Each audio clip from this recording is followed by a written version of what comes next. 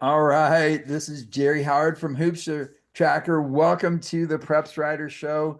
Man, last weekend of high school basketball, it was phenomenal. We got Dennis from Jeffco, Courtney from Aurora, we got Alyssa from Boco, and I know Marcus said he's going to join us from Colorado Springs. But let's just talk a little bit. We'll just wrap up the weekend games because there were some really big games over the weekend. Courtney, let's start with you since you had some pretty big games over the weekend for the boys' side. For sure. Yeah, definitely Centennial League Challenge was completed on Saturday, which with four straight games at Mullen. So kind of a cool, rare format where you get to see every single league team back to back to back to back. And so that was a lot of fun. I spent a lot of time at the girls tournament, so I only caught the last bit of the boys, but saw the championship game between Eagle Crest and Smoky, which is always a huge rivalry, has been for years, always some crazy games. And it's always interesting when you take it to a neutral site and you take away the bit of the home court advantage that sometimes, makes the difference in that. But then again, it was a pretty packed house. There was a lot of people. I think a lot of the teams from the earlier games, Grandview and Overland played in the third place game. Overland won that one. And I think they stuck around. And then the other games earlier, I think a lot of people just parked themselves there to see it get decided. And Yeah. Eagle Crest was down, I think as much as six or eight in the second half, and just kind of methodically worked their way back in, didn't panic, just made good plays after good plays from different guys as well. And I think that's the encouraging thing they've had all year long is that the opposition can't really say, "Oh, we got to shut this one guy down," because there's three other guys who can have these bursts um, of game affecting plays on both ends of the floor, and so that is obviously a big tool for Eagle Mhm. Crest. And then, and Smokey was right there and was giving them everything they wanted because they won the tournament last year and they wanted to win it again this year as the second seed. But just had a couple of key turnovers in the last minute or so. Didn't even get shots up, trailing by 1 point, didn't even get shots up, and then missed a couple of free throws late, and that was kind of the way it went. And that was win number 200 for Jarris Crapshaw as well. Wow, very cool. So yeah, so he got honored. He said he didn't know it, but his family made a sign, and then they surprised him in the locker room and everything. And so that was a pretty cool moment as well. Yeah, no, that was good. I was gonna say what was interesting is Smokey came out on fire in the beginning of that game, and at halftime, Eagle Crest had caught up. So going into that second half, everything just going, they were just battling the whole time. And I think Anthony Nettles got his 1,000 points in that game as well. So, I think he got it earlier, oh, but you got it I think he got it way like earlier. last game maybe. Yeah. I remember seeing him with the sign, but it wasn't in that game. But Mhm. yeah, he had a impact as he has all the time. Garrett Barger, like I think he's been their leading scorer or pretty close to the leading scorer. He only had three in that game, and so that shows you still win a league championship game when a guy you count on for 14, 15 points a game only has three, and Yeah. you still end up winning and coming through in the clutch. Yeah. Lucas Kalimba had another really good game, had 19 points, and kind of came through in some big situations. So yeah, the lot to be encouraged for Eagle Crest then going into the tournament.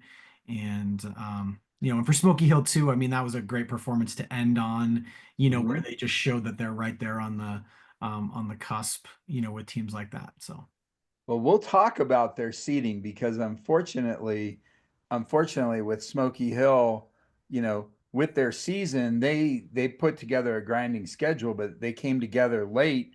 But Anthony's looking good going into the playoffs. The problem is when we get to talk about the playoffs, unfortunately, I think there's going to be a hiccup in the Sweet 16. So, but we'll see.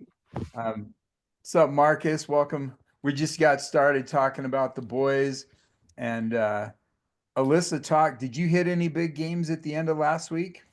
So not at the end of last week, but at the beginning, I did hit Broomfield and Mead. And Mhm. It didn't start out the way I expected. I expected Broomfield to just kind of run through Mead. Broomfield's really athletic. They're really deep. I mean, I think I've seen like 5 or 6 different guys be the leading scorer on a given night, and they're really athletic. But Mead went up really big, really early because Matthew Angelo was just shooting out of his mind at the beginning. And that's the first time I've seen him this season. That kid's really good. But slowly but surely, Broomfield was able to chip its way back in again, using that athleticism, that defense. And Mead just couldn't keep up with it because they're not super deep, especially past Matthew. Uh, but it was a really good game to kind of see where two of the I think better teams in 5A and 6A were going to be. Mhm. And it also showed the big difference between 5A and 6A. And I can talk about the girls' game later because that one shocked me. Yeah.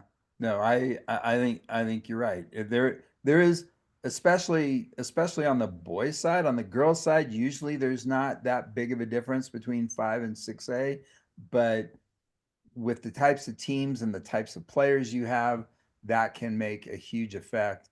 Um, I caught the Horizon Erie game on Friday night, and that was crazy. Horizon wins by 1 point on a last second shot by Noah Sokolowski. And Noah's been crushing it for the last couple games, averaging like 21, 22 points a game. But for a sophomore, and they have Boaz Wisney, and they've got some other younger talent, man, they put it together. But Erie was shooting lights out. It was crazy. And they actually had a last second shot, 3-pointer, goes, hits the rim, spins around, goes up about 3 feet in the air, comes down, and just bounces out. And I was like, wow. Yeah, I saw Horizon earlier in the year against Fairview, and they shot lights out from 3. So Mhm. I'm surprised that they barely beat Erie. Well, yeah, I mean, because I mean, Erie's one of the teams that's playing in the, to play into that top 32 this weekend, and yeah, but no, that's interesting. How about you, Dennis? Yeah, I caught that postponed Ralston Valley A West boys game because we had a Yeah. snow day on Friday. But yeah, I mean Ralston had to win the 6A Jeffco League title, and really it was interesting. They went inside early. They went inside Zeke Andrews, who had missed previous 2 games because of an ankle, with back, and then Samson Wright, who's another junior for them, kind of their two inside guys. They worked inside, hit the boards early on, kind of got the lead right away from A West. A West hit a couple threes early to kind of keep within distance, but then Tanner Bracreta just went off in the second and third. I think he had like 22 points in those 2 quarters, just kind of extended. They were up by 30 at one point. A West, Yeah. who has had a really good season, were without Cooper Vase, one of their starting guards, so that kind of hurt them. But again, our RV had everything online. Packed house, packed house. There had to have been at least 1,300 people in that gym. I know we sold 1,000 tickets, so it was packed. So, but yeah, so a good win for RV coming off a loss to Mountain Vista Mhm. earlier in the week. So they set themselves up for a good seed and to get ready for this week. Well, I was gonna say they've had a couple of losses, and that one loss at Valor was critical. But you always want momentum going into the playoffs. So, how about you, Marcus? What any great games down south last weekend? Well, if you ask me honestly, all of them are always great. But I think our most obvious one is Mesa Ridge. And they played Falcon this weekend. Mhm. And I mean, the game was pretty close until all of a sudden it wasn't.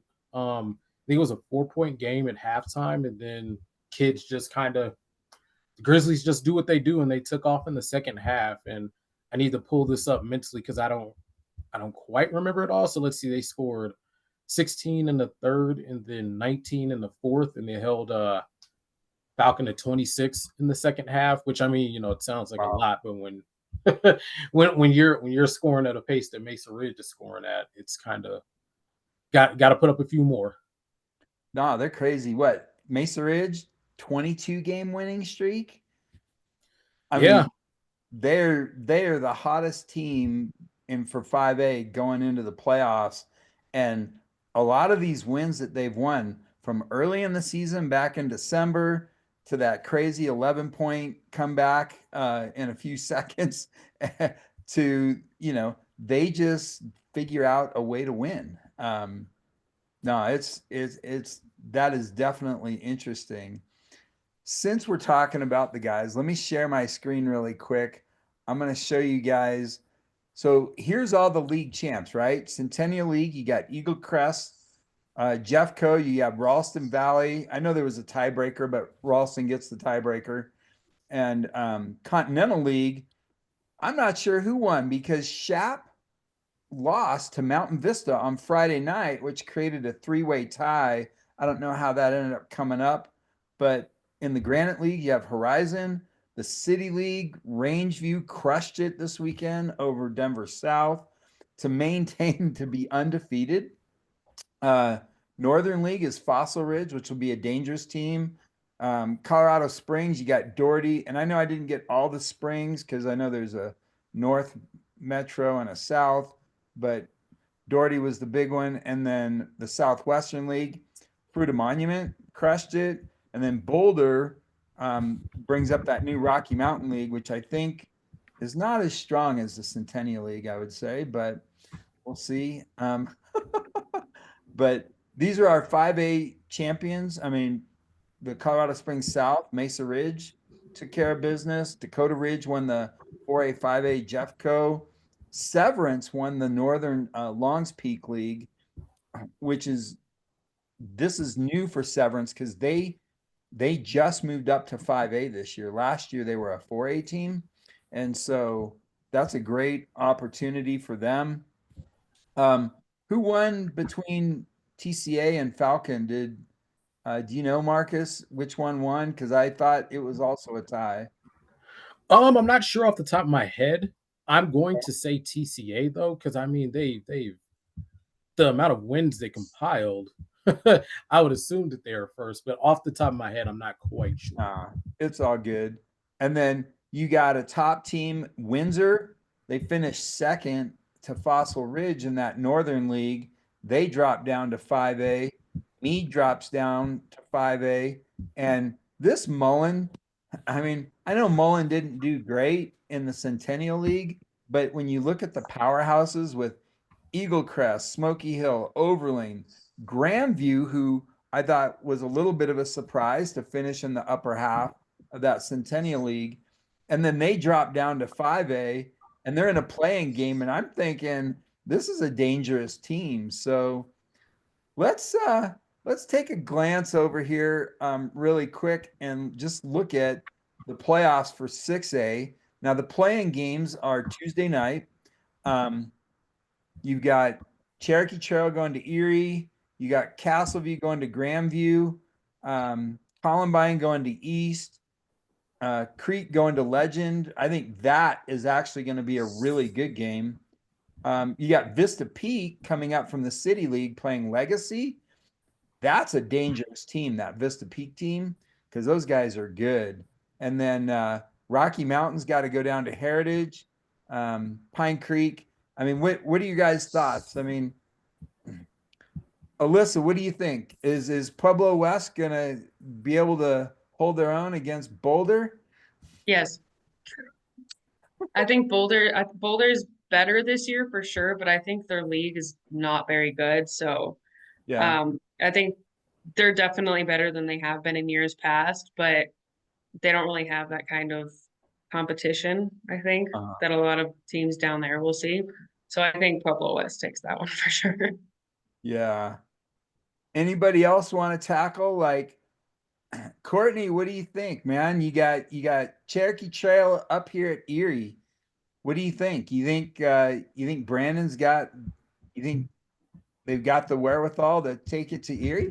Well, I mean, you mentioned Mullen. They beat Mullen by 37 in the last game. So, I mean, that was an encouraging, result for them. And they haven't been in the playoffs since 2019. So this is I mean, it's, none of them have playoff experience. So whether or not that comes into play, I don't know. But I mean, I would say that's going to be a pretty good one. You mentioned Vista Peak. I talked to Jordan Carter, and he knows Legacy very well because when he was at Mountain Range, and Yep. they played a lot. And then when he was at Highlands Ranch, they made sure to schedule Legacy every year. So he was kind of laughing how it comes to fruition that he moves to a new job and ends up playing Legacy in the playoffs. So he knows Coach over there very well. They know each other well. So he expects that to be a pretty good game. And they've played, because of the way that City League tournament was structured, they've played Rangeview twice in a 4-day span Oh, that's brutal. and 3 times in the year. So you play the number one team 3 times, they lost by an average margin of, I don't know, 15 or 20 each of those games. But I mean, how much more could you ask for going into the playoffs? Going against a Battle team like tested. that twice in the last week. I mean, that can't do anything but raise your level a bit. So, and then Yeah. Grandview, you're right. Grandview's definitely, had a good season, and getting a home game in the playoffs, and they have tradition there, obviously. So it's not that shocking, but yeah, I think that'll be a good one. That's the one I'll be at tonight, after hockey playoffs. Those are going to be, I think those 3 games, they're going to be really good games. And I think, if I was a betting person, Vista Peak might be able to get that win at Legacy, and Cherokee Trail might be able to get that win at Erie. This Castleview Grandview game is very interesting because Grandview's played out of their mind, but Castleview's, the former Mountain Range coach is actually coaching that Castleview team. So we'll see. And then there's a game here in the center, Legend and Cherry Creek, Continental versus Centennial. What's interesting, this Legend team, they're really good and they can shoot it. They played earlier in the season and Cherry Creek won, but they won without Carson Flowers because Legend had all their guys in the football playoffs. And so I think this is going to be good. But when we look at the seeding, when you see, right, like Rangeview 1, Eagle Crest 2, I forget, we'll go through it here, but as you look at the seeding, there's some definitely interesting games. Like this Fairview George Washington game, I think will be interesting. This Regis Monarch game will be interesting. And I think Horizon's going to take care of business, whoever they get. But this Horizon Regis game in the Sweet 16, that has a lot of potential. And then you come down here with Valor will probably play the winner of Arapahoe Doherty. I don't know. You guys got any thoughts on some of these games? Yeah, to kind of go back a little bit to those playing games, Columbine has that Denver East. I know we talked last week if East can get hot and make some noise, and Columbine is one of those roller coaster seasons that they've had. I saw them beat Dakota Ridge. That's obviously one of the top 5A teams, and then they ended up losing to Chatfield in their season finale on Saturday. So they're a team with Cash Boykins, who averages 20 points a game, that he can get it going and get going, and that team can go. And then obviously they'd have a shot against Valor. But it'll be tough to go into East tonight, I think. But the other one, you look at Ralston Valley, and I mean, they'll play the winner of that Legend Cherry Creek. And there's some history the last couple of years playing Creek in the playoffs. I know they beat them in an overtime buzzer beater a couple of years ago. So that'll be interesting to see who Ralston Valley gets on that side of the bracket. Dylan Betts for Cherry Creek. He's back playing. He sat. I don't know exactly why he sat, but he sat out for a little bit. But this Cherry Creek team's led by Jeremiah Hammond, and they can be dangerous if they get hot. And if, like you said, if they play Ralston Valley on Friday night and Ralston's not ready for that, it could be a one and done, and that could be, an early exit. Everybody would be talking about that, but we'll see. Creek is I think huge. Well, Last they time got Dylan Betts. Actually, you're right. they have Dylan Betts at 7'2". They've got a 6'10" sophomore, but they're young. That's that's their setback is youth. And they haven't played in a playoff game before. A lot of them haven't played varsity before. This has been their first year playing varsity. So we'll see what Coach James puts together for them. But there's some other good games down here. Like I see this South Fossil Ridge game. I believe these two teams already played each other this season, and Fossil Ridge is very dangerous. They are loaded with shooters. They've got some size, so I think they match up well with Denver South. The key is South, is everybody going to be healthy for South, and are they going to be ready for them? I think Uh, Broomfield could pull off the upset over Mountain Vista in the Sweet 16. I know that's probably a pretty bold claim, but I mean, I've seen them a ton this season, and they have, like I said, they've had the athleticism, they have the depth, and it's an 11-6 matchup, so why not call that one, right? It's a good one to call for an upset. Yeah, here's the challenge. Broomfield doesn't have size in the middle paint, and Mountain Vista has a young junior named Oliver Junker. He's averaging like 15 or 18 a game, and their size and their speed, um, it will they match up very well. It'll be interesting to see who can control the boards.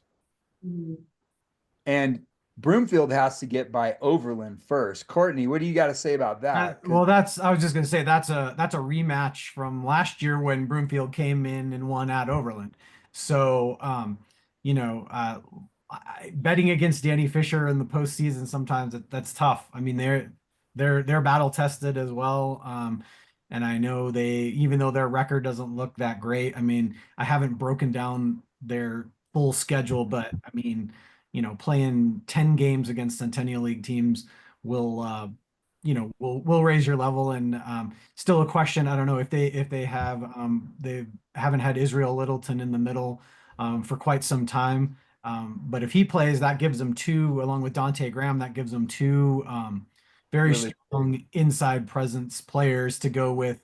Siraj Ali, great scorer, ball handler. TJ Manuel coming on, and they have a lot of role guys. So I don't know. That's going to be. I think that's going to be a great game. I honestly.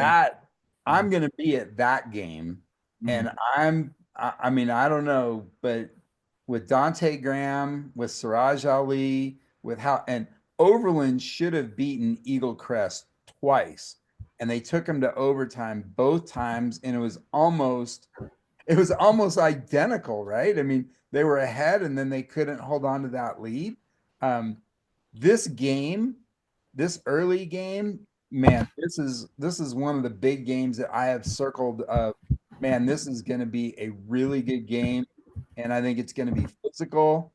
And I think playing at Broomfield will be an advantage from Broomfield. Well, hopefully they'll pack the house, um, and then down here you got Smoky Hill playing Rock Canyon, and unfortunately, Smoky Hill got a 14 seed, which that doesn't sit too well, with them because they win that game, they're probably playing Shap, and that's going to be a brutal. That's going to be a really tough game. Well, I mean, part of it is they played all those out of state games, so that dings your RPI. So Yeah. I mean, so they that's a problem. I mean, I think they played 7 or 8 out of state games, and so they just knocked themselves down. You don't get value from those out of state games other than what you learn playing those games. So, but that's the kind of thing that could build you into a team that can beat a Chaparral because you Yeah. out of state, you went to Arizona, you went, and you played these like powerhouse teams that they played out of state. And that's I guess what you hope is that maybe it doesn't help you in terms of your positioning where you are, but in terms of your play and your readiness, it can help you. And again, I think Smoky Hill is that wild. I mean, they really are a wild card. I mean, They are. you really have to consider them. They could go. They could do anything. Like they truthfully could. They could slay a giant and walk right on into the Elite Eight, and even the Final Four. I mean, this is a very dangerous team. And this is where when you're looking at those lower seeds, like Overland at 22, I don't think should be a 22, but because of those losses in that Centennial League, it puts them a little lower. It's going to be dangerous. Let's not complete the whole show at 6A. Let's throw in some 5A. The playing games tonight, which I want to give a big shout out to Nick Dixon at Gateway for making the playoffs for the first time in I don't know how many years, probably since Coach Sweet was there. No, only 2 years. Sorry. Only 2 years. 20, Okay. 2023. They were in it. Okay, there you go. I just All finished right. my preview capsules. That's why it's fresh. There you go. No, but this is huge for them. And how they did it, we talked about it in our last Prep Writers show where they went in and they beat Thornton for the championship of that league. And I thought that was awesome. But we got some good games here that are going to go on Tuesday night. I mean, this Golden Pueblo South, Pueblo South, coached by Shannon Lane, the last 2 years they've been in I believe the finals or the final four. And she's done a phenomenal job. They don't have the firepower, but this is a dangerous team to come up here and play against Golden, who Golden has won or lost the last couple of games, right, Dennis? Just with they've Golden's on a 3-game losing streak heading in. The interesting thing is they actually played each other earlier in the year, and I think it was like a 30-something, 20-something barn burner. Oh wow! But it should be it should be interesting. Golden obviously had some tough. Yeah, it was 44-35. They played on January 14th. So Golden played. They knew that they were going to have a tough last 3 games, playing Dakota Ridge, Green Mountain, Stanley Lake, all teams that got first round buys in that 5A. So it'll be interesting to see how they can get it. Leaf Hansen again as their guy in the middle for Golden, who's got to get it going. Aiden Owens is one of their 3-point shooters. They just got to make shots. As I talked to Coach Lou, he just said it's going to come down to who makes shots in the playoffs. Marcus, talk to us about this Sand Creek team. I haven't seen Sand Creek a whole lot this season. They're hosting Gateway. Well, I mean, they're kind of in the same situation. Like they haven't been good in years past, and now they're good again. And I'm not going to put a date on when the last time it was that they have made some significant run into the postseason. But I mean, this would be the time. Like they just barely. Well, obviously, from looking at it, they just barely missed out on the 24 seed and from getting into the second round. But Elijah Brotherns, like he's more notable as a football player, but that doesn't take away from who he is as a basketball player. And I mean, if you need him to play center, he'll play center. You need him to play point guard, he's got that. You need him to play power forward. I mean, whatever position on the court you need him at, he's got it. And like they're incredibly athletic, really speedy. They can score in bunches. So I don't know a ton about Gateway, but I think a lot of points are going to get put up in this game. I don't know if it's going to be by both teams or by one, but I think it's going to be a lot of points in this one. Yeah. Well, and it's great, right? You got Pueblo East, you got Pueblo Central, you got South, you got a lot of representation down South. This Mullen team, I just them being put down here at the 26th seed or whatever, I think they're going to make some noise. We're going to see, because if they win that game, let's scroll down. They're going to play, I believe, Stanley Lake. Yeah, that is going to be a game. I think they're going to win, but Stanley Lake on Friday night against Mullen, we're going to see. I mean, Mullen's got some pretty good talent, and I think one of their top players is actually a Division I football player. So, and Coach Leslie, he's got them. When you play through that Centennial League, like Courtney can testify, man, that is a gauntlet, and that prepares you for the playoffs. So I'm curious. Go ahead. It's interesting. I was just in doing preview stuff. I was looking around at them. They've lost 10 of their last 11 going into the playoffs, though.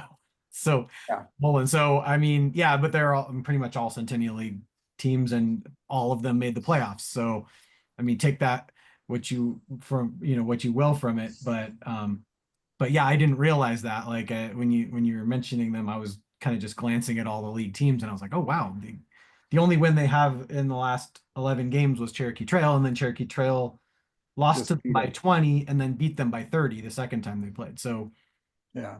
it'll be Yeah. interesting. I think it will be. Alyssa, what are your thoughts? You got any thoughts on this Silver Creek Thompson Valley game? I think Silver Creek is a lot stronger than their record makes them look. Uh-huh. When I covered them against Broomfield, and so against Broomfield, I was really shocked because they played Broomfield toe to toe the entire game. It literally came down to the last shot, Mhm. and but they have not done well in the Granite Peaks League, which is also a pretty tough league. It's not quite Centennial League, but it's still a pretty tough league. And I think they could surprise some people if they play their cards right. Luke Mhm. Schmeckley's been really good this season. If he's on, I think they can have a great game, but it kind of drops off after that. So if he can get a little more help, I think that they can do well against Thompson Valley. Yeah. Now, I agree with that. I saw them play against Centaurus and they didn't play very well, but Coach Banning mentioned, they're young. They're just a young team. He graduated 12 seniors. With the exception of one player, the rest of the team had not seen varsity play all season. So they've grown a lot, and we're gonna see because we'll just see how that plays out. Now, I was really surprised Lutheran got a 1 seed and that Mesa Ridge did not, because I felt Lutheran's schedule was a little weaker than Mesa Ridge's. Um, they went up to Eagle Valley to play. They've gone, and when they've played in big games, like for example, they lost to Lewis Palmer earlier in the season, and then they came back and won. But earlier in the season, they played out at Fruita Monument, and they like just gave up. Like they got rolled on by Fruita. And so I was surprised they got this 1 seed, but they did. There you go. Green Mountain, Frederick. This is going to be a good game. Friday night, Coach Puccio. These guys, I know Puccio hasn't had a great season, but if he can get those younger players to play, I think they move on. Yeah, it's interesting. That'll be a rematch. Green Mountain lost to Frederick earlier in the season, but that was before Simon Lunsford came back, who's their leading scorer. So, Green Mountain's won 5 in a row to close out league.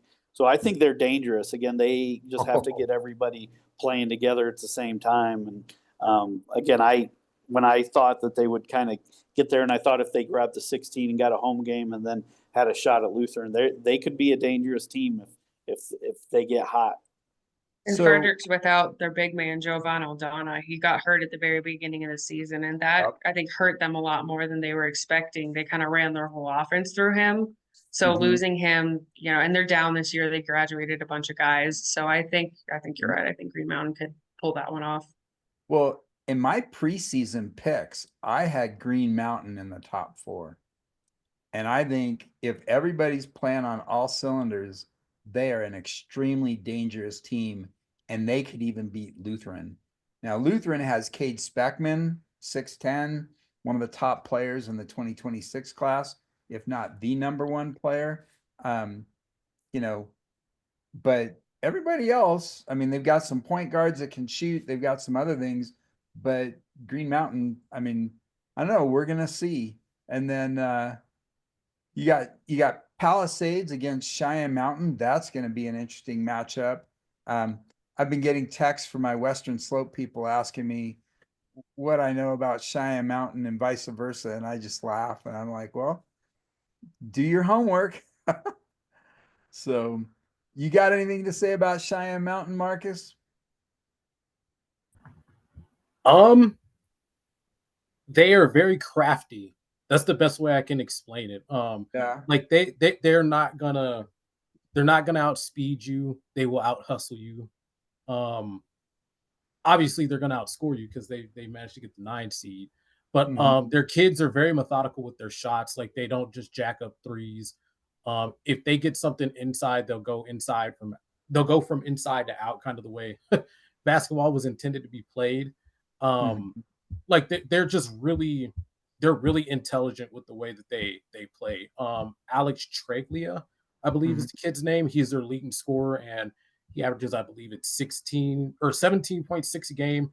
Caden Mhm. Cooper, he's another solid kid, and he'll be the one who outspeeds everybody. And with him, I will just say looks are deceiving. He does not look like he's very fast, but he is insanely quick. So he's going to have a lot of guys on their heels. Nice. Now here's a great one. Discovery Canyon got a 5 seed, which I think they've been really interesting all season because they've won a lot of big tournaments. But you've got Falcon also going to Eagle Valley. We scroll down a little bit more. We've got Montrose got a 4 seed. They finished second in the Western Slope or that Southwestern League. But yeah, I'm really curious down here with, you got Rampart and Durango, some Southern teams we haven't seen. Mesa Ridge gets the 2 seed, which I think they're going to do just fine with whoever they get. Um, Dennis and Marcus, talk about Thomas Jefferson and Palmer Ridge. What do we got? You guys, Palmer or Thomas Jefferson, pretty good in the City League. Um, I know they've got some good players, but what about Palmer Ridge? So real quick, actually, if I could deflect back to Thomas Jefferson real quick. So Yeah. once upon a time, I went to Harrison High School, and if memory serves me correct, Thomas Jefferson has 2 boys state titles, and guess who they got both of those against? So not a fan of Thomas Jefferson. Obviously joking, but it still stings a Still little bit. stink. But Palmer Ridge, Logan Boyers, who that kid has a flamethrower. I mean, he can just score in bunches. I think he was top 10 in 5A in scoring. And I Mhm. think he's the only area kid, which is kind of odd because you're leaving out Bryce Real. I think he's the only area kid who averaged dang near 20. And I mean that's among a lot of the northern schools, and he still managed to put up, I think it was 19.8 a game. Mhm. Wow. I think he's Palmer Ridge's all-time single season scoring leader. I think he put up like 426 points this year. Like the Wow. kid he can flat out score. And I mean, he knocks down from deep, he knocks down from the free throw line. To his last 5 games, he went 22, 19, 20 points, 30 points, and 27. So he's Wow. coming in, he's coming into the playoffs pretty hot. So Mm. good luck stopping him. Like at this point, you're pretty much gonna have to try to stop everyone else on the team. Yeah, Thomas Jefferson has a big post player, and I'm not sure if that's Shane Curry or not, but they're they they seem to always play really well. Their coach does a great job keeping them in line, and they've just got a system. Now, Stanley Lake gets the 7 seed. What do you think about that, Dennis? You think they deserve that 7 seed, or do you think they should have been a little higher? No, I think they're pretty. I think the 7 seed's pretty appropriate. I'm sure they're not a fan of probably getting Mullen in the second round there. If Mullen gets past Yeah. Pueblo County, I mean that's going to be a tough draw for them. But again, Stanley's playing well. They've won 8 straight. Um, they've got a good mix. Derek Sims is kind of their scorer, good senior, a lot of experience. Then they got sophomore Astrid Serlon. Who's just really kind of developing. I mean, he's pretty raw, but a really good post player. So they like what they've got. I mean, they set the school record for amount of wins this year. They got 18, and Mhm. Coach Tyson said, we want to win 20 games, and that would put us in the Coliseum. So that's their hope. Mhm. But again, I think Mullen looms. I'd love to go to that game. I think I'm going to go to the Frederick Green Mountain game on Friday night, but that Yeah. should be a good one at Stanley Lake if it's Mullen Stanley. That'll be a tough one. for Stanley, but I think that they think that this is the year that they can really make that big jump, and they have obviously in that league. Yeah, no, that's gonna be really interesting, like you said. But them getting Mullen, whew, that's a tough first round draw. Um, we got Meade and Lewis Palmer. This is actually a rematch from earlier in the season, and I believe Meade beat him pretty good. But this Lewis Palmer team beat Lutheran a couple weeks ago, and they're dangerous because they've got some good shooters. They run their system. Um, we'll see how that all plays out. Now, Windsor lost a couple games towards the end, which I was very surprised, but they fell all the way to 6. But it doesn't mean that these guys are not dangerous. These guys can make a huge run, and I expect them to make it to the Elite Eight. Um, I don't know who they'll get in the first round, but Longmont Grand Junction, I don't think they can hold with Windsor, either one of them. But here's something that's interesting, right? Longmont at the beginning of the season, correct me if I'm wrong, Alyssa, but they had a lot of injuries, and since then they've been winning. Absolutely been a lot better since then. Yeah, I mean and this is Coach Kloster. Coach Kloster's been in the Final Four like almost more than any other coach, and he gets there with teams that don't have super big D1 standouts, don't have a lot of other things, and so I don't think I've ever covered a team with D1 standouts at Longmont. I think at the beginning they played a lot of really super tough teams, and then I mean they're pretty young this year too, so they finally just kind of clicked. yeah, And they don't have a lot of athleticism, but Kloster runs those defenses where it's like, where are you down, low scoring games, where they have the defense that really makes up for the offense that's not always there. So I don't think they'll go far in the playoffs, but I think they definitely have a shot to win their first game. No, I think so. If they connect with Windsor, and I was at the Windsor game when they played last year, um, they they will go at it. And Kloster's going to bring everything he can. He'll throw the kitchen sink at them. It's going to be interesting. Now, Dakota Ridge, number 3, they're also one of my top preseason picks, and they are definitely slated to make a big run. We'll see if they can get past Palmer. Palmer Evergreen is going to be an interesting matchup, but I expect Palmer to probably take that one. Yeah. But Dakota Ridge Palmer, this is where Dakota Ridge, when they hit a strong team in the past, they've stumbled in the Sweet 16 to get to that Elite Eight or to get to the Final Four. So yeah, I think Dakota's got that experience. Obviously, they kind of go as Ethan Behringer goes for them. But I think they'll be okay. Don't sleep on Evergreen. Don't sleep on Evergreen. They just gave Mesa Ridge a good game at Mesa Ridge a couple weeks ago. So I would not sleep on that Evergreen team because all their games are close. I know they lost to Dakota, but that was a close game. Stanley Lake, they lost by 6. But I wouldn't be surprised if that Evergreen team, I haven't seen Palmer, but that Evergreen team is dangerous, I think. No, I think you're right. I think they've got some good players, but I know they were one of my top 5 teams, and one of their seniors got hurt, and it's taken them a little bit, but they've caught their stream, or and they're playing really well. Marcus, you got anything to say about Palmer? Dwayne Mike? Well, I think his game speaks for itself. Like that kid is absolutely astonishing. Kind of wrapping in the loop like the mutual opponent with them in Mesa Ridge. If I remember correctly, Palmer's 2 games against Mesa Ridge won both of them by 1. So, Yep. I mean, I don't. This one should be pretty close. I think it could go either way. Mhm. Off the top of my head, I'm trying to figure out like the best way to make what to make of like their games because, like, yeah, Evergreen was absolutely pummeling Mesa Ridge, and then all of a sudden Mesa Ridge did its thing and they were up big and they won the game and it looked like they had control the whole time. Yeah. Palmer was a little bit closer, like it wasn't quite that blowout level, Well, I Right. mean, Evergreen, like they're about to blow the doors off, and then they didn't. But I don't know. Palmer, they can score. It's kind of the same thing. They can score in bunches, but it's gonna.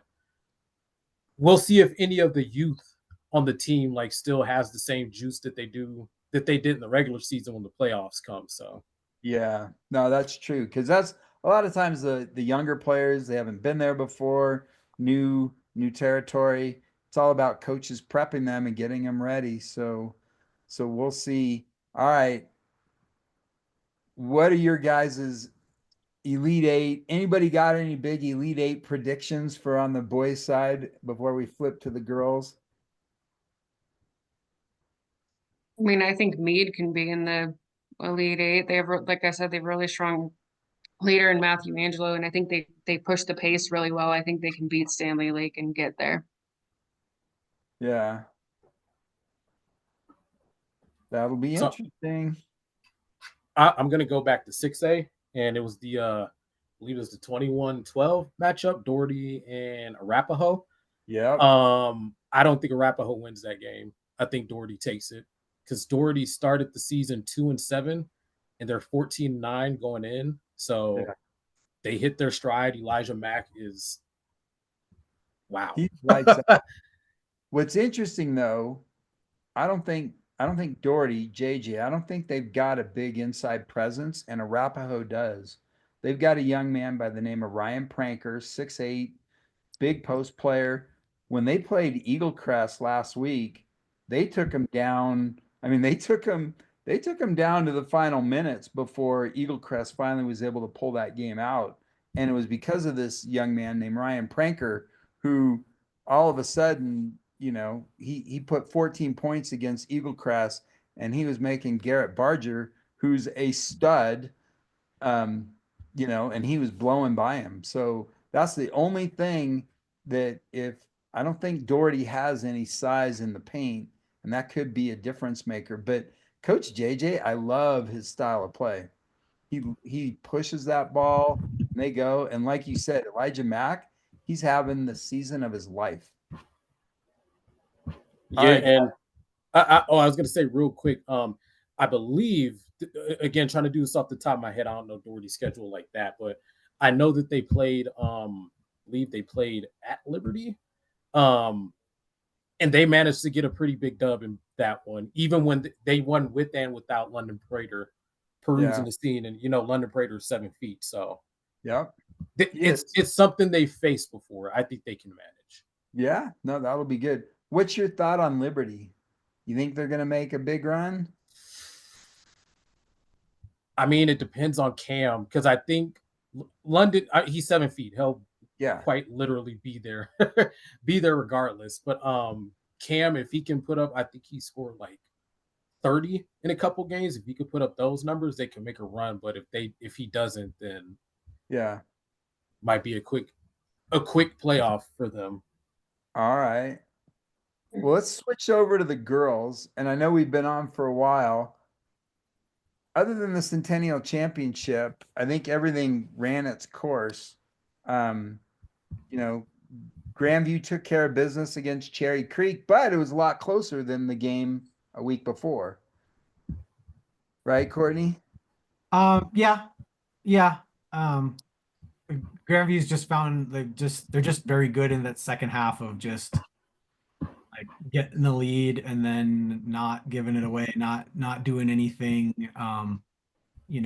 crazy, and just some teams, like when they get the lead, they kind of crumble a little bit, or give teams a little bit of like a sliver of hope. But Grandview just seems to be able to just just hold on to those leads and just not let them go. And Ava Chang scored 26 points in that game.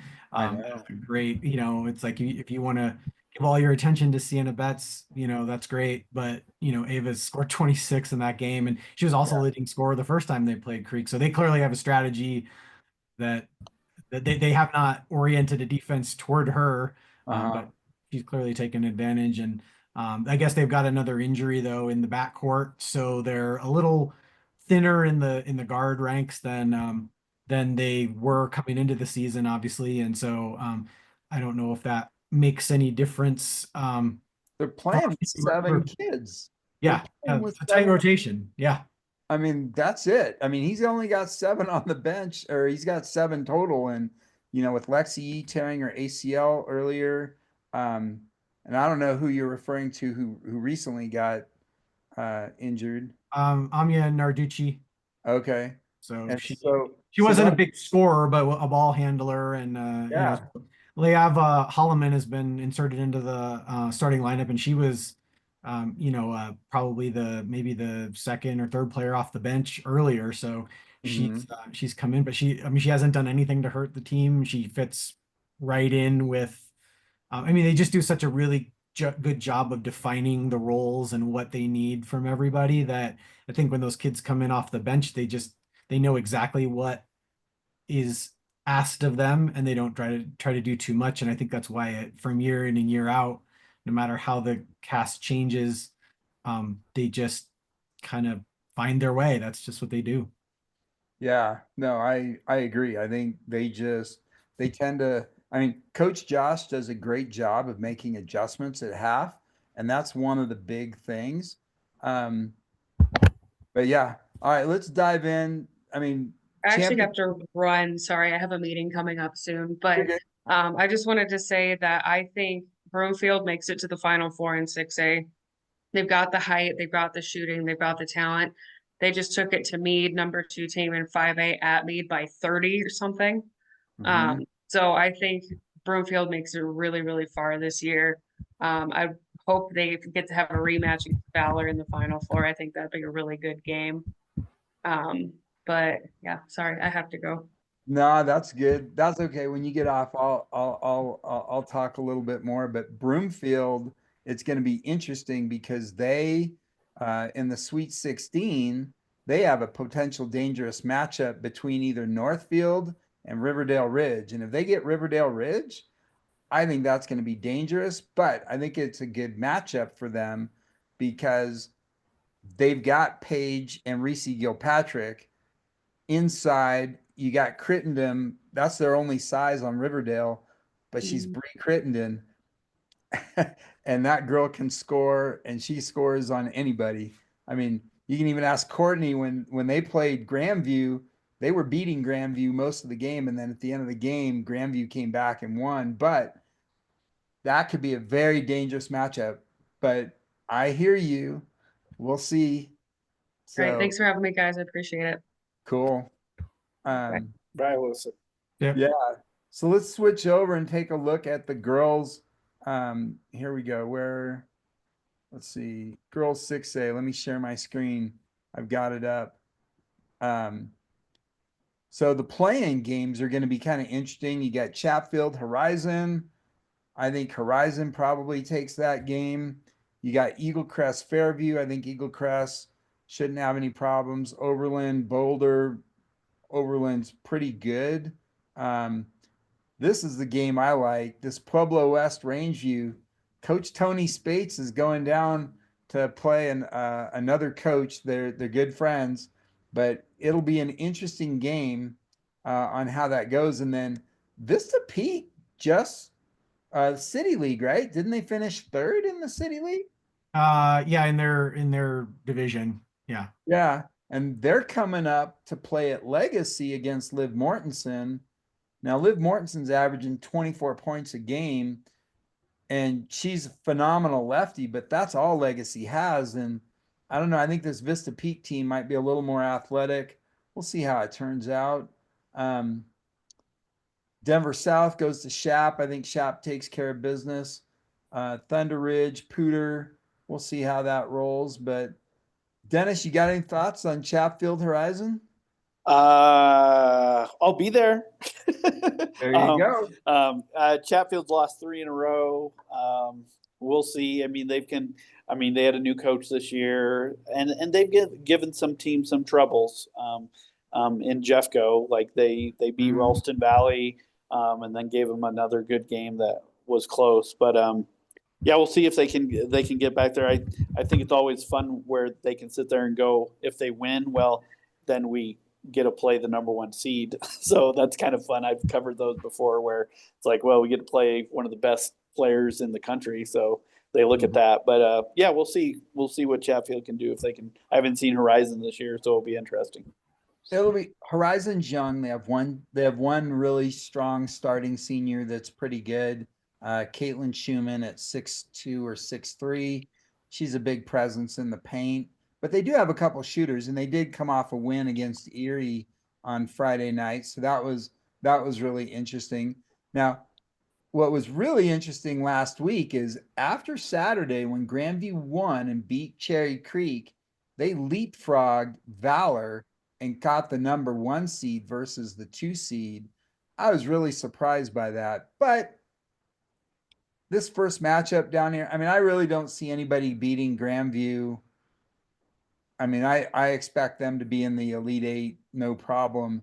But this matchup down here, Rocky Mountain, Vista Ridge, Marcus, Vista Ridge got they got two really good point guards. I think they steal one from Rocky Mountain. What are your thoughts? If they can shoot the ball well, which for the season has been up and down. I think Brooklyn Kaiser a couple games ago, she shot 3 for 19. Mm-hmm. And I'm not mad at her for shooting 3 for 19 because she kept her confidence the whole time. But Yeah. obviously, in the playoffs, the shots got to start falling. So, I mean, both of them, her and Jasmine, are very capable scorers. I don't know Rocky Mountain well enough to say that they can stop them, but I know what I've seen of Brooklyn Kaiser and what I've seen of Jasmine Byers, and like you said, they're both electric. They can shoot mid-range and from deep, and then they have a couple of scorers inside. Like they're not 20-point a game scorers, but it's enough to get the job done, and that's kind of all they need. Yeah. Now, Arvada West, Erie. I think Arvada West takes care of business against Erie. But what's going to be waiting for them in Denver East? Ooh. You got any thoughts, Dennis? Because A West and Erie played first game of the season, 10-point win for A West, and A West is playing good right now. You got to give them that. They finished second behind Valor in that 6A Jeffco, and their experience with Sailor Swanson, Sarah Walker, Avery Harrison has really picked it up. And then they got some young Macy Ferguson's a really good shooter. And then what I've seen, especially even against Ralston Valley, was freshman Emerson Drake. She is going to be a player. She is a good shooter, good ball handler. So I see them getting past Erie. They're not going to blow anybody out. Coach Meeks knows that. They've got to play good defense. They're not going to blow any teams out. But again, their goal, I talked to them Saturday after their win against Ralston Valley, and they want to get to the Coliseum. Like that's their main goal. They got 20 wins under their belt. So that Denver East game will be tough. And I was hoping they'd try to get the 8 and get a home game there, but they're going to have to go on the road, that Sweet 16 game. If Denver East didn't have Evelina Otto, their big post player that's 6'2", 6'3", that just committed to Utah, if they didn't have her, I think they have a legit shot. But Sarah Walker is very athletic and she's very physical. And I think that's going to be a great matchup, her going against Evelina Otto. The big key is, are the other kids from East going to be able to shoot? Because when they've been pressured or they've been without her in the paint, Evelina Otto, they struggle. And when they lost to Broomfield a couple weeks ago, if Evelina Otto's on that court, they might win or they lose just by a few points. But when I saw this matchup, man, my heart went out to Brady because I'm like, man, they're prime, but they got to go through East to get there. But we'll see. Now, this is an interesting matchup. Ralston Valley at Fruita Monument. I can talk about Fruita Monument. They have one player, Liv Campbell. She's a stud. They've graduated a lot. They've been able to make a run on the Western Slope. But I think Amy Ball's team can go in there and steal one. Yeah, and they played well against A West on Saturday. I mean, it was a close game. They weren't scoring first half, but then Santana Sabas, sophomore guard, she just decided I'm just going to take over, and I think she finished with 22 or something like that, almost all in the second half. So again, they have lost 3 in a row, something like that going in. But again, I think that was a good seed for them. I think they can go into Fruita and probably steal that win and set up that game against Pine Creek. I think that's going to be a good matchup if they can get there, because they have the size and they got the guards to match up with Pine Creek. Obviously, you got Brooklyn Stewart going to Oklahoma University, but Lakia Perryman, she is a phenomenal point guard. But Ralston Valley has this point guard named Santana Sabas, who's in the 27 class, who's crushing it. Already get Big Four offers. That's going to be a great game to go watch if they can make it happen. So, Agree. Let's keep sliding down. We got Creek. Creek finished second in Centennial. They're primed to make a run. This Columbine Monarch game, this is going to be, I think this is an interesting game because if I recall, the Monarch coach used to coach at Columbine 2 years ago, right? Oh, who was there? It's not Greg. No, Kincaid Bimler. Oh, well, he might have been an assistant with Greg. Yeah. But this is going to be, I think this is going to be a good matchup in the first round, because I think Monarch is young, but they've got Sienna Williams, a sophomore. They got a freshman, last name Weiss, a little point guard that's like the Energizer Bunny. But Columbine, they got Jordan Washington, and who else? Yeah, they're super young too. I mean, they have no seniors on that Columbine team. It's a load of juniors. But yeah, they got Spears, another one who's I've seen her play. She's their leading scorer, Taylor Spear. So they're dangerous. They don't have a ton of size, but they are going to shoot the 3 ball and they're going to run up and down the court. And they had a good 20-point win over Chatfield on Saturday to end their regular season. They got that win over Ralston Valley. So they're playing pretty well. And I like Keegan, their coach there. He came over from Dakota Ridge a couple of years ago, so this is his second year there. Right. So he knew that he had a young crew, so that'll be a good game. I'll be at that game. That's a 1:00 game on Saturday. Yeah, that'll be good. Now you got Valor. I like Doherty. I like Rock Canyon, but I just don't see them beating Valor.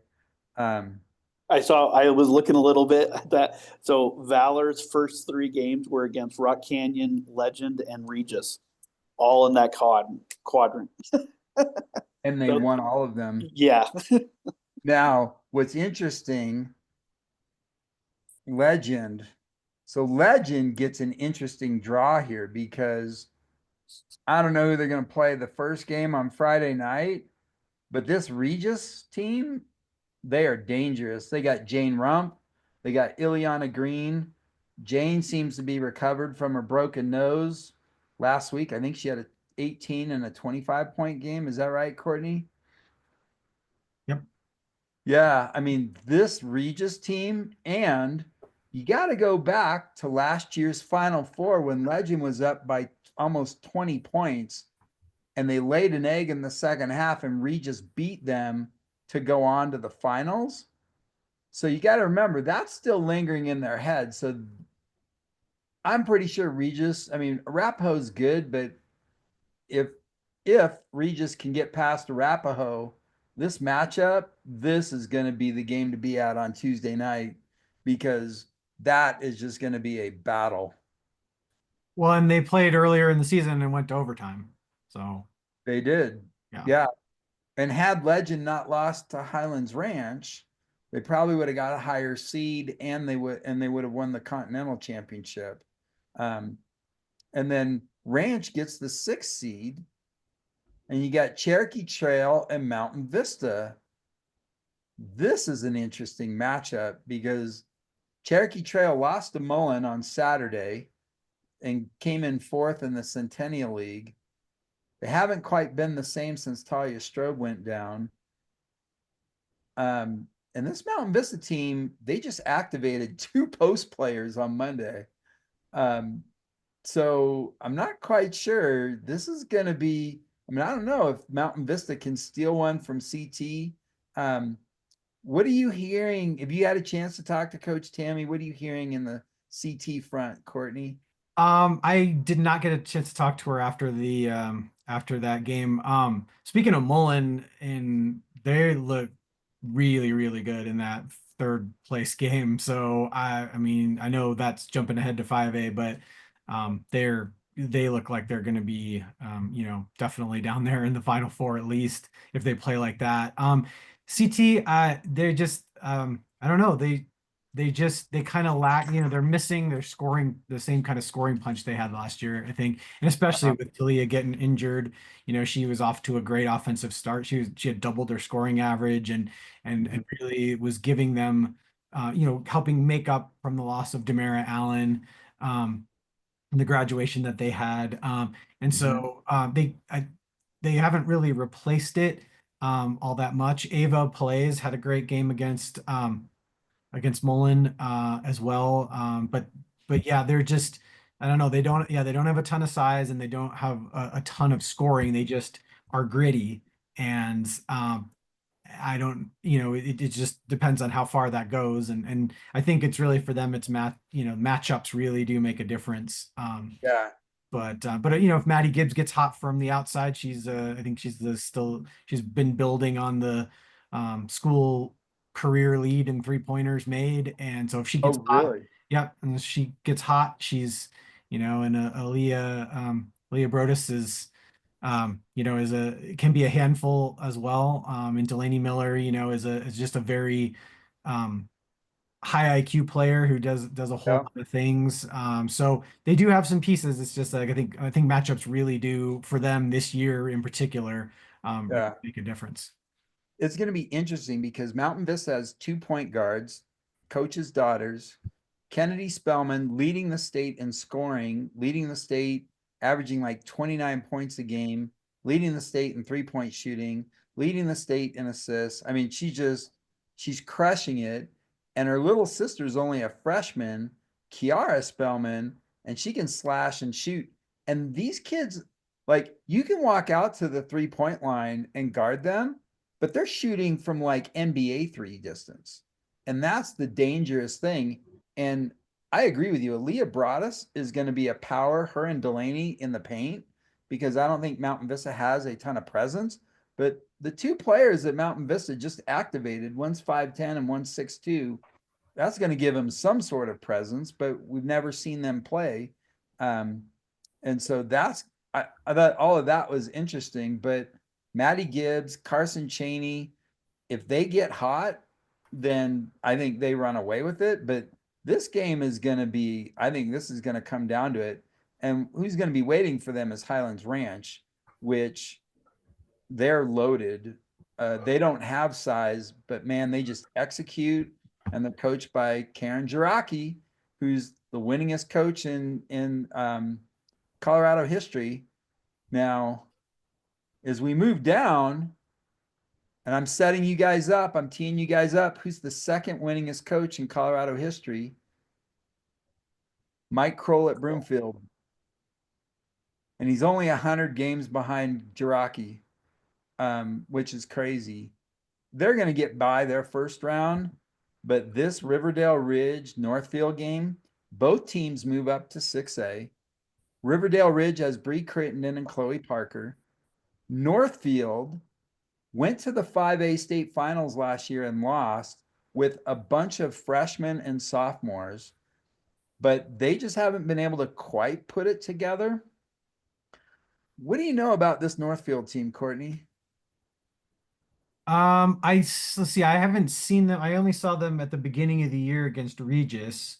And I think Regis handled them pretty well. So I don't, yeah, I don't know nothing like I'm trying to remember, that was back before Christmas break, so No, I've seen you're a lot of good. things between then and now. So I'm not, I guess I'm not super qualified. I just know to talk about them, but they've obviously played some. I think they beat Vista Peak recently. I'm just trying to Yeah, look back at their at the city, like the city league schedule. It seems like everybody played each other multiple times. So yeah, yeah, they beat Rangeview in a close one. They lost to Vista Peak. So it looks like they've had kind of a like an up and down, hmm with a 12-10 record, you probably expect it to, to kind of be a roller yeah, coaster. So it looks like it's been a little bit of that for them. And then they lost to East in in the City League tournament to end it, lost twice to East in the City League tournament. So, uh, yeah. so yeah, I don't know. It'd be interesting. I think they'd be a wild card as well. But you mentioned Brianna Crittenden, and it'd be hard to. I don't think they have anybody who's going to keep up scoring. I mean, their leading scorer averages 13 points, so Yeah. that's not going to quite keep up with Brianna if she's in her zone, so to speak. Interesting though about this Northfield team is they have LaPortia Allen, a big post player that has a very long wingspan, and she's very physical in the paint. She hasn't been, I mean, she's been growing and developing. Her, I mean, I don't think she can keep up with Bree, but she can keep Bree from getting rebounds, getting those second point shots, some things like that. But this Northfield team is athletic, and Madison Bethel, the coach's daughter, she's probably the leading scorer on that team. She matches up really well with Chloe Parker.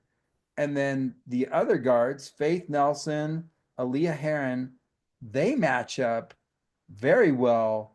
This is going to be, I mean, I'm going to be at this game on Saturday at 1 because I think this is going to be a really interesting game. And the winner will probably play Broomfield.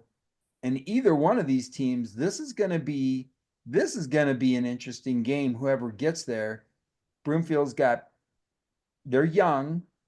They've got two seniors that I think are starters, Sydney Deem and Olivia Kim, great point guards, but they've got size in Paige and Reese Gilpatrick. They got Sydney Deem, who's 6'2". They're very big. And their only loss this year was to Valor. And it wasn't, but when you have Peyton Jones rattling off 45 points and 10 or 11 threes, it was crazy. And Broomfield led most of that game. So these two games, they are very intriguing. Um, and then if we flip over to 5A, I mean, with 5A, there's quite a bit going on the first night. I didn't see anything that stood out to me. You got a Dakota Ridge Sierra matchup, Longmont going to Grand Junction. That's a toss. Probably Grand Junction wins because that's a long way to go to win and to play. This game here, Aurora Central Niwot, that's going to be an interesting game for the girls. Um, Well, so and if I can interject in that one, I just did a little feature on Aurora Central. So they haven't been to the playoffs since 2010.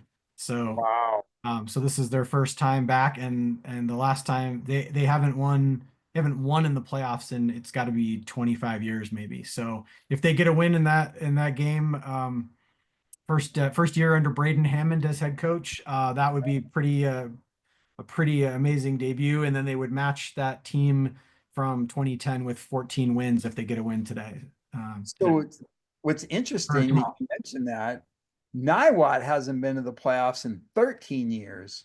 I didn't know that. And they're under the second year coach. So I just found out about them the other day. But I'm planning to maybe go hit that game on Wednesday night just because I'm curious. I think this will be a good game. This will probably be a barn burner, 28-30 or something like that. Not a lot of score. I mean, I don't know how much either team scores, but I'm just wondering, first team jitters, first time playoffs, everybody's nervous. We'll see. But what's interesting is we get into the bracket. Marcus, the Sarah Academy team, I don't know who can beat them. I mean, Well, this, so real quick about that. The funny thing is, I didn't realize Northfield moved up to 6A, and yeah, then the last two teams that beat Air Academy play each other in that first round game in the 6A bracket. So all their games this season, aside from Air Academy versus Pine Creek, they have just blown teams out of the water. Most of them haven't been particularly close. Um, I mean, even if they're not scoring, they're not letting you score. So I don't see them not going all the way. you got Tatiana Brown going to Kansas. You've got Lydia Flowers going to Regis. You've got Kinley Asp, who has not lost a playoff game or a regular season game in her high school career, who's the new point guard there. You got Adriana, another point guard. This team is loaded with talent. You got Rama, they've got size, they've got height. Um, it's going to be really interesting when we get to the Coliseum how they do. And hopefully they learn their lesson from last year because they should have been in the finals. But we'll see. Canyon City, Northridge. I think this is a toss up. I'm not quite sure.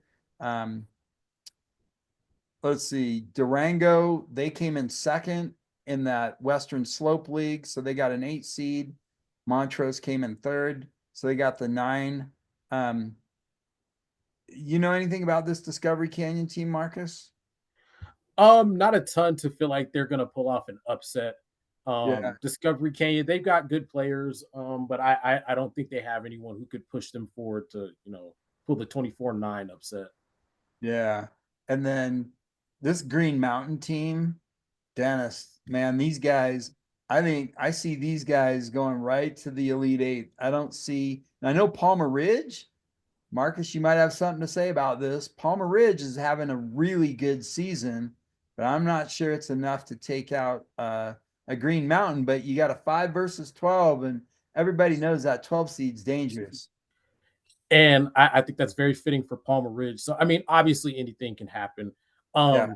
They Palmer Ridge doesn't really have, like, they don't have that kid who's really a scorer, but they Mhm. have 10 kids who all can play defense, and not like one plays, they're okay. There are 10 kids on that team who can and probably should be all whatever defense if that was a high school thing. But I mean, it's very much 32 minutes of hell with them. It's just like a full court press the entire way. Um, then, if somebody does manage to break that press, it's man to man, and nobody, like, they're excellent with communication. I think I haven't checked in a little bit, but they had almost 4 kids who averaged 3 or more steals per game. So they force turnovers in bunches. They don't let teams score very well. And their most recent game against Air Academy, they kind of they got blown up a little bit. But their first one, if we want to pull or split hairs, Mhm. they're one of the few teams that plays Air Academy well. And Yeah. I hate to say that because Air Academy won by double figures, but typically Air Academy does not just walk all over them. And obviously, with the caliber of what Air Academy is, that says something. Yeah. Well, this is interesting because you got Green Mountain here, you got Palmer Ridge. I think Palmer Ridge takes care of business against Summit.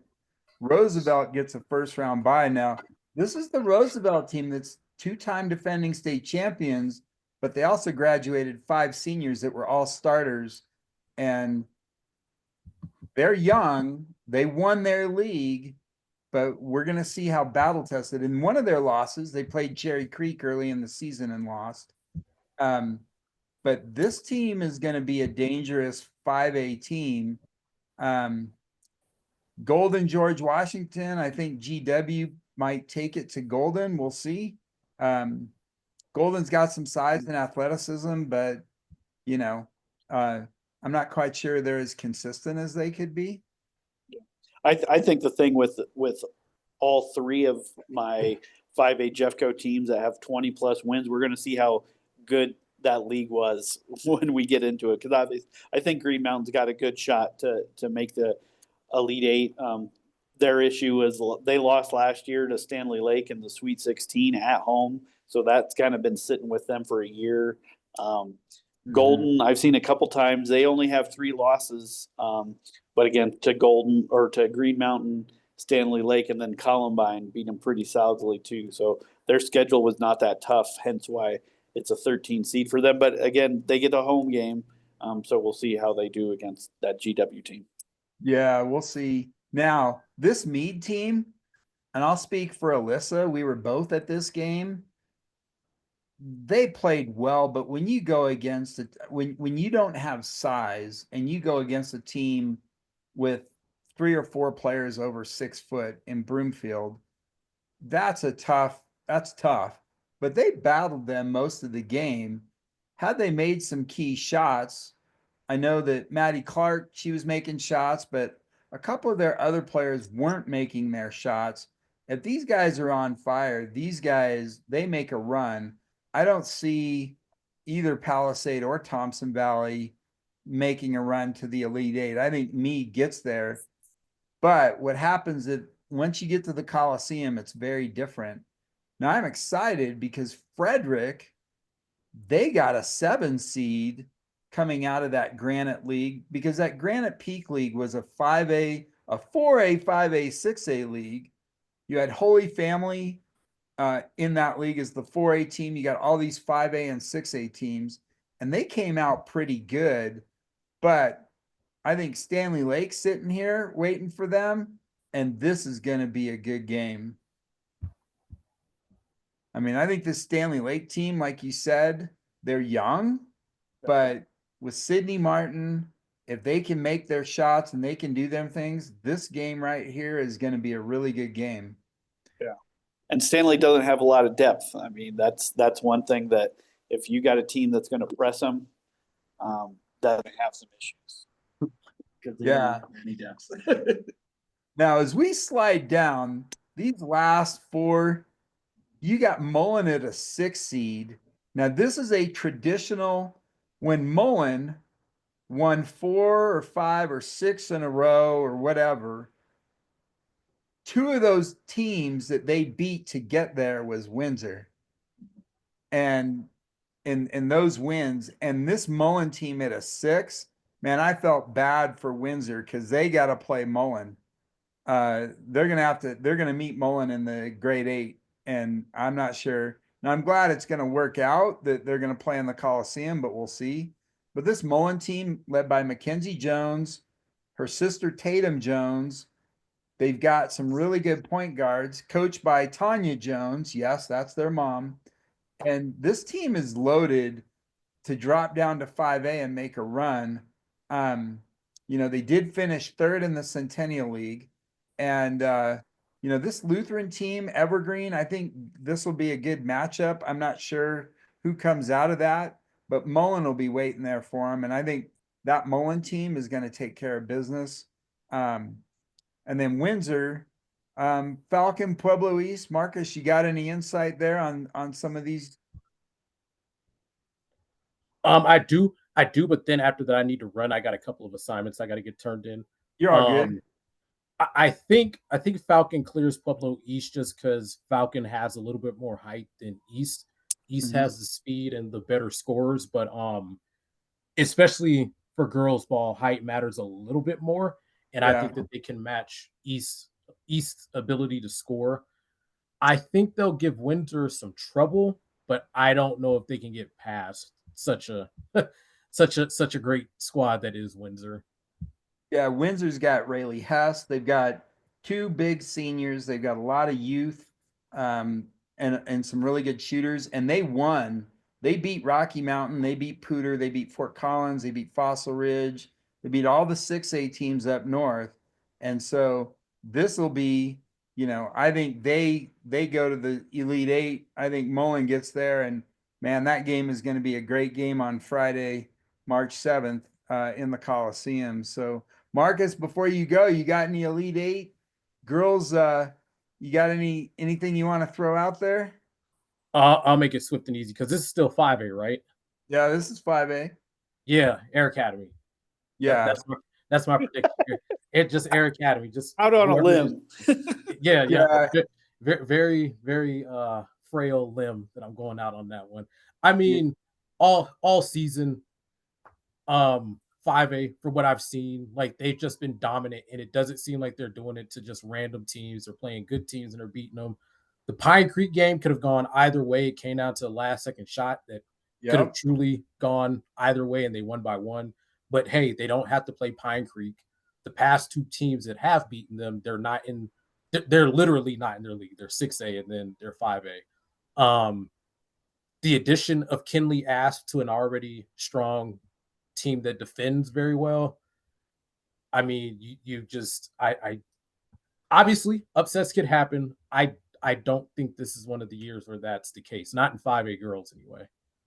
Yeah. No, I think barring an injury or barring anything, Air Academy is the team to beat in 5A. But I definitely know that you got Meade.